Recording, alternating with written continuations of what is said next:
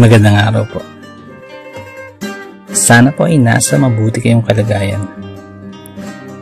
Ako po ulit si Obet. At meron na naman po tayong kwentong ibabahagi sa inyo. Ito po ay naganap sa totoong buhay. Ang kwentong ito ay naganap sa lalawigan ng Leyte at ibinahagi ng isa sa ating tagapakinig. Ito po ang kwento ng kanyang lolo. Sa probinsya nun, bata pa lang kami. Mulat na kami sa gawaing bukid. Kahit sa mura akong edad nun, nasanay na ang katawan ko sa mga ganong trabaho. Ang naging libangan ko sa bukid, bukod sa paglalaro, ang pagmasdan ang kawayanan. Aliw na aliw ako habang pinagmamasdan ko mga kawayan, lalo na ang lawiswis kawayan, habang inuugoy ito ng hanging amihan. At habang dinadama ko ang lamig ng hangin, kakaibang saya naman ang dulot tuwing nakikita akong ang lawiswis kawayan na tila sumasaliw sa banayad na ihip ng hangin. Iyon ang aking naging libangan matapos ang trabaho sa bukid. Nauubos ko ang oras ko sa pagmasid lamang doon. Dahil talaga namang kahali-hali na ang ganung tanawin para sa akin. Kung matagal ang aking paglagi sa kawayanan, ay doon ako napapagalitan nila tatay. Masunurin naman akong bata, ngunit sa edad kong 10 taong gulang na yun, pagdating sa mga bagay na gusto ko, napakatigas ng ulo ko. Ginagawan ko ng paraan para magawa yung mga yun. Ang mga bahay sa probinsya ay magkakalayo. Ang pinakamalapit naming kapitbahay nun ay may 2 kilometro ang layo mula sa aming bahay. Ngunit sanay kami sa ganung kalakaran. Bali wala lang sa amin yung ganong kahabang lakaran.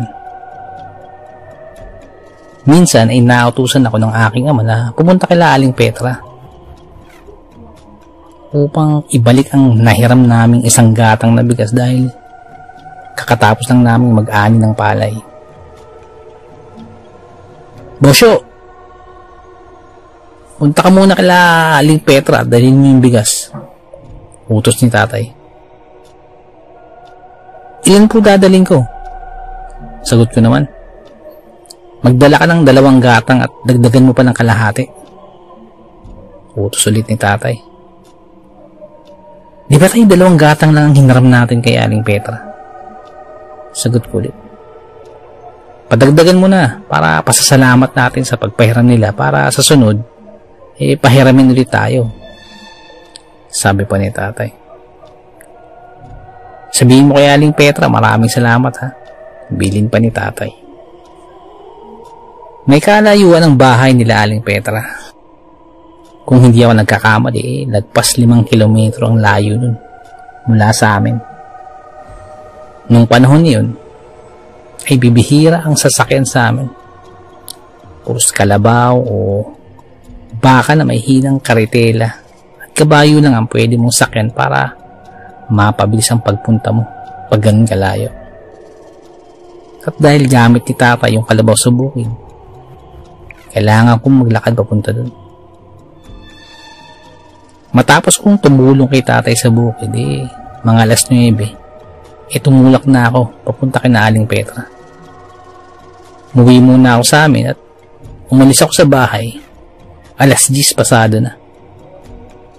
At binagtas ko na ang daan papunta kila Aling Petra.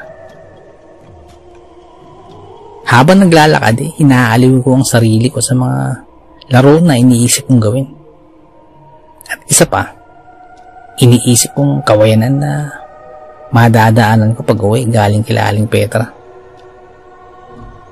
Ngunit bago ako umalis, may mahigpit na tinagubilin ang tatay ko sa akin. Bosyo, wag na wag kang dadan sa kawayanan ha.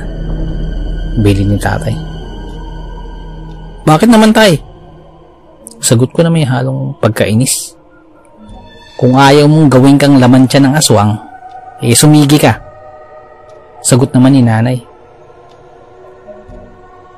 Tama, di bali nang matagalan ka sa paglalakad pero huwag kang dadaan dun. Sabi pa ni tatay. Kaya kadidig ko nun tikom na lang ang aking bibig na sumunod na lamang sa kanilang bilin. Sa aking paglalakad habang tumatagal, nakakaramdam na din ako ng ngawit sa daladala kong bigas. Unti-unti nang bumibigat ito habang tumatagal sa aking pakiramdam. Makalipas ang 2 oras, nakarating na ako sa bahay nila Aling Petra. At iniabot ko ang pinabibigay ni tatay na bigas. Oh, ba't ni dagdag pa to? Tanong ni Aling Petra. Pinadagdagan po ni tatay yung bigas. Salamat daw po para sa sunod makahiram pa daw kami. Sabi ko. Pagkadilig nun, inatawa na lang sa Aling Petra. Si Aling Petra nga pala pinsan ni tatay.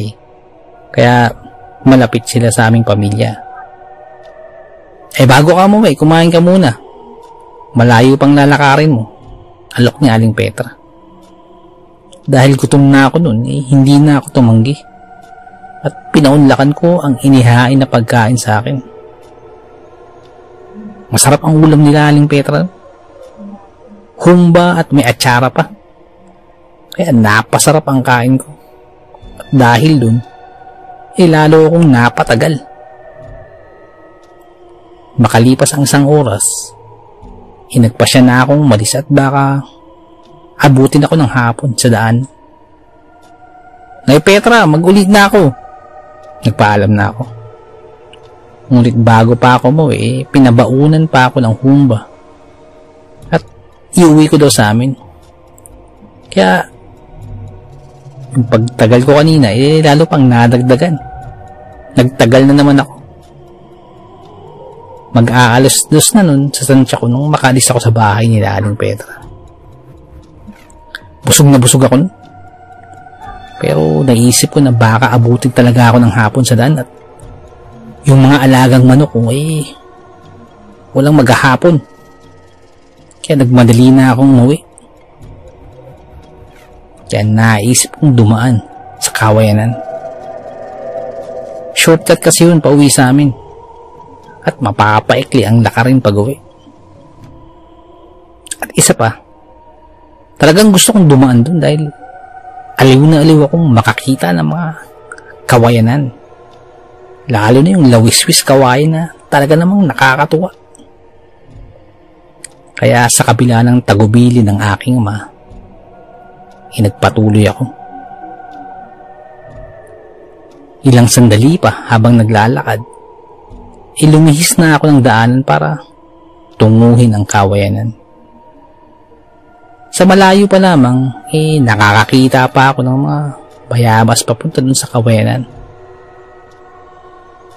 Nang ilang sandali pa, ay bumungad sa akin ang nagtataasang mga kawayan. Madami talaga sila dito sa parting ito, kaya tinawag itong Kawayanan. At lalong nagpagalak sa aking kalooban ay nang makita ko ang lawiswis kawayan habang hinihipan ito ng hangin sa katanghalian. Banayad ang hangin, ngunit sapat na ito upang sumabay sa ihip ng hangin ang lawiswis kawayan. At ang hanging dulot nito ay napakasarap sa gitna ng init na likha ng katanghalian. Napakasarap sa pakiramdam ang naririnig kong naglangit-ngitan ang kawayan. Nang ilang sandali pa, ay pakapal na ng pakapal ang kawayan. Nagtatayugan ng mga ito at sa taas ng mga ito at kapal ng kawayan ay humahapay na ang mga dahon nito sa isa't isa at tila nag-aanyo na itong parang yugib na pwede mong daanan. Napakaganda ng tanawin. Malayungib na gawa sa mga kawayan. At kasabay nun ay yung paglakas ng hangin sa may kawayanan. Ngunit habang tumatagal, ay tila nakakaramdam ako ng konting kaba. Hindi ko alam kung bakit, pero binaliwala ko na lamang dahil araw naman tanghaling tapat. Kaya nagpatuloy lang ako sa paglalakad sa kawayanan. Tumuloy ako dun sa malayungib na kawayanan na yun at dun dumaan. Nang sa gitna ng aking paglalakad, ay nakaramdam ako ng nakabibinging katahimikan. Nung una nakaririnig pa ako ng huni ng mga ibon at huni ng mga kuliglig. Ngunit sa pagkakataong ito, ay kahit lawis-wis kawayan ay hindi ko marinig. Nakabibinging katahimikan.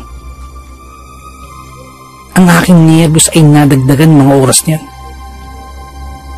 Ngunit hindi ako nagpahalata. Nagpatuloy ako sa paglalakad na kunyari ay parang walang nangyari. Habang naglalakad, ay nakakaramdam ako na parang may nakatingin sa akin.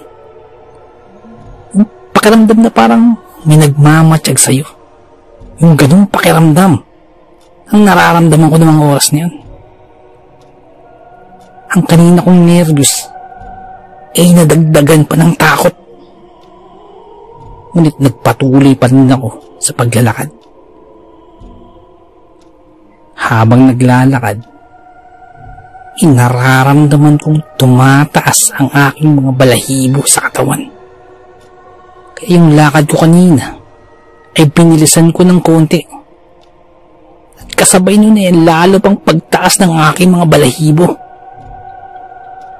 At ilang sandali pa, ay parang may umihip sa likod ng bato ko na nagpakilabot sa akin. Bagya akong napahinto at lalong nagtaasan ng mga buko sa katawan. Na sa sobrang nervyos ko ay pakiramdam ko ay aangat na ako sa takot. Napatingin ako sa akin likuran upang tingnan kung may sumusunod ba sa akin. Kaya dahan-dahan akong lumikod sa akin likuran. Pagkasulyap ko sa akin likuran, ay mga kawayanan lamang ang aking nabungaran. Walang tao sa likuran. Nung makita kong ako lamang ang tao na naroon, lalo akong ninervyos. Nagpalingalinga pa ako at nagbasid at nakiramdam sa kapaligiran. Matapos iyon, ay naglakad na akong muli. Ngunit sa pagkakataong iyon, ay mas mabilis na ang aking lakad. May halong pagmamadali ang aking lakad na halatang takot na takot. Ngunit pilit ko mang huwag ipahalata ang takot ng nararamdaman, ay hindi yun maitatanggi ng pagtayo ng aking mga balahibo sa katawan. Habang naglalakad, ay ramdam na ramdam ko pa din yung parang may nakatingin sa akin, na parang may nagmamatsyag sa bawat kilos ko. Ngunit wala naman akong makitang ibang tao. Pati mga kawayan ang nakikita ako sa paligid. Patuloy lang ako sa paglalakad at napapadasal habang naglalakad ng mabilis. Ramdam na ramdam ko ang pagkabog ng aking dibdib dahil sa matinding kaba. Ilang sandali pa, ay natanaw ko na ang tila dulo ng malayungib na kawayanan na yun. At ganun na lamang ang aking tuwa nang makita ko yun. At nabawasan ang bigat ng nararamdaman ko. Kaya lalo akong nagbandali sa paglalakad. Hanggang sa maabot ko yung dulo ng lagusan na gawa sa kawayanan. Nakahinga ako ng maluwag nang makalagpas ako dun. Pagkalagpas ko ay kawayanan pa din naman ang nilabasan ko, ngunit hindi na kasing kapal ng mga kawayan na kagaya dun sa malayungib na yun.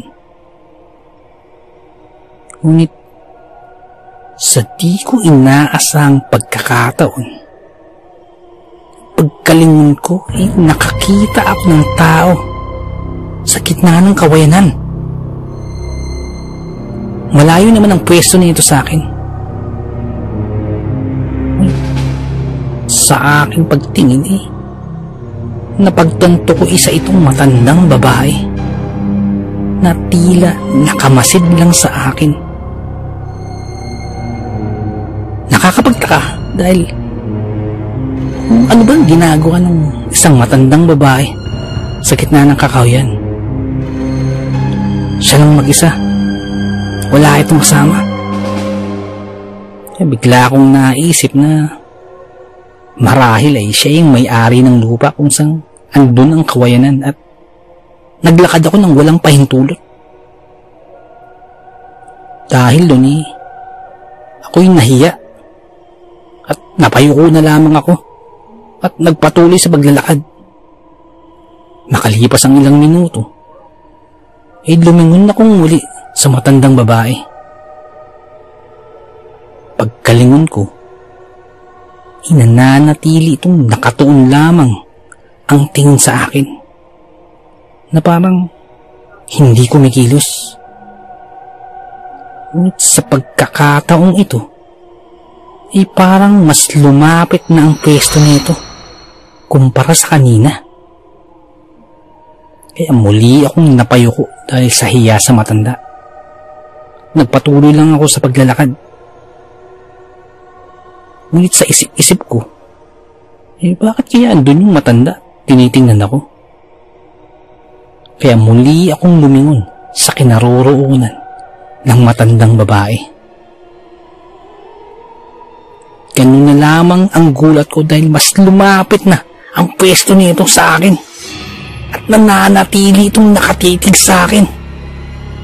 Ang mga mata niya ay kitang-kita ko na. Nanlilisik itong nakatitig sa akin na tila ay galit na galit. Sa puntong yun ay napatakbo na ako sa takot. Nang muli kong paglingon ay tila sumasabay na ito sa bilis ng takbo ko. Napasigaw na ako sa takot nun. Di ko naalintahan ang bato o kahoy na dinadaanan ko. Ang alam ko lamang ay humahagibis na ako sa aking pagtakbo ng mga oras na yun.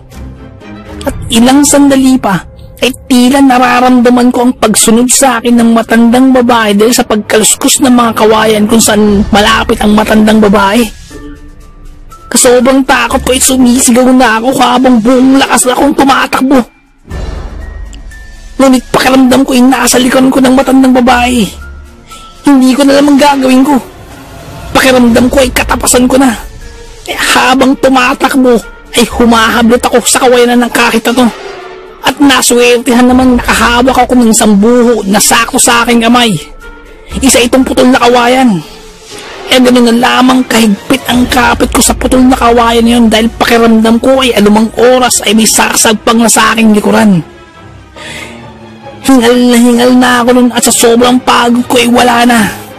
Pakiramdam ko ay maaabutan na ako ng matanda. Kaya nagpasya na akong bahala na. Itutusok ko na lang itong putol na kawayan. Kaya nung pagod na ako ay hinawakan ko ng buong higpit ang putol na kawayan sa paghahanda ng kung ano man ang mangyayari. Inuumang ko yung patusok at pagkahinto ko ay sabay ikot para isalubong ang nakaubang na kawayan. Pagkatalikod ko ay wala na yung matanda. Wala na yung matandang babae. Ngunit natanong ko siya. Malayo na ito. Nasa gitna ito ng kakawayan. Aktong papaalis na rin. Sa puntong yun ay napahiga na ako sa sobrang pagod, takot at sobrang kilabot. Umiiyak ako sa sobrang takot ko nun. Mahigpit kong hawak-hawak ang putol na kawayan at ang binalot na humba. Nang ilang sandali pa, ay may mga kalalakihang lumapit sa akin habang ako'y nakahiga sa kawayanan. Bata! May bata dito! Sabi ng mga kalalakihan. Bosyo! ikaw ba yan? Ikaw ba yung nagsisigaw kanina? Sabi pa ng isang lalaki. Ako nga po. Sagot ko, nung pagtingin ko ay agad kong naamukaan yung mga lalaki. Mga kanayo namin yun. Sila Mang Masyong at Mang Enok. Kaya ganun na lamang ang tuwa ko nang makita ko sila habang tumatangis ako. Narinig ka namin kanina. Ikaw paling sumisigaw kaya nagpunta kami dito. Sabi ni Mang Masyong. Nahabol ka ng aswang, no? Sabi pa ni Mang Enok. Pasalamat ka. Narinig ka namin, kundi yari na. Sabi pa ni Mang Enok. Yung matandang babae, ang bilis kumilos. Bigla akong hinabol.